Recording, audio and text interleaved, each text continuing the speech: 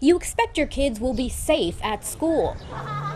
But at some St. Louis public schools, recess comes with a danger. It frightened me, not just for my own child, but for all of the children here. Stephen Snyder noticed it first. That would probably be a pretty good example. Flaking layers of lead paint on the chain link fence around his son's elementary school. It's the square shape, they say like an alligator belly. He recognized it after having to remove the dangerous paint from his own historic home.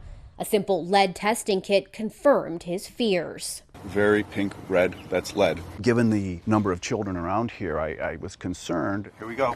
In late 2019, Snyder shared his findings with the St. Louis Public School Board. It's not a surprise all that fencing predates 1978.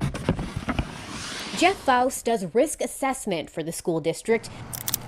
After Snyder went public with his lead testing results, the district asked Faust to test the fences and soil around 44 district elementary schools. Lead was identified in virtually all the painted fences. There's certainly elevated levels of lead in the soil at certain schools. Was there any recommendation to keep kids away from those areas or those fences?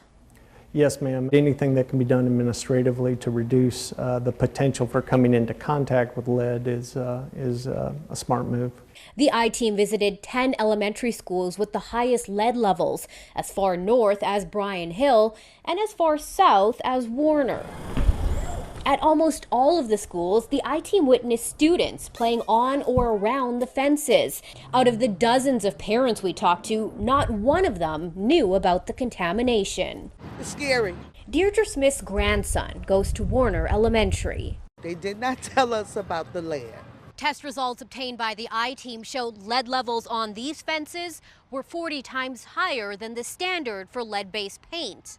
I think more parents need to know. Kids are putting their jackets on the fence, running along the fence, test their bounds. Yeah, it's sad. We took our questions and parents' concerns straight to Superintendent Dr. Kelvin Adams. Why haven't you told the parents about this? It's not a normal practice every single time we do testing to send something out. It was discussed in the board meetings of February and March of last year. We went to some of these schools and we saw children climbing on the fences, playing on the fences.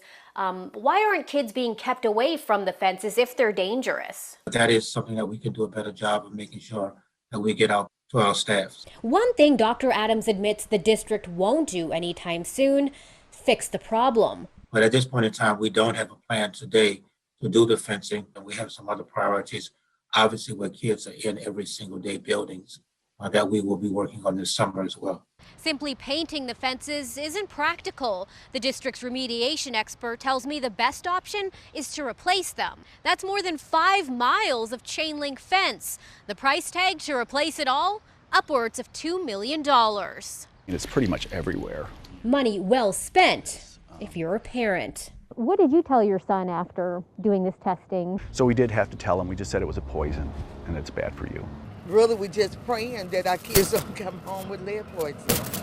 Neither state nor federal law require public schools to do testing for lead paint. We have the lead testing results for all 41 St. Louis public elementary schools on our website. There you'll also find information on lead exposure and resources on how you can keep your family safe. For the I-team, PJ Randhawa, 5 on your side.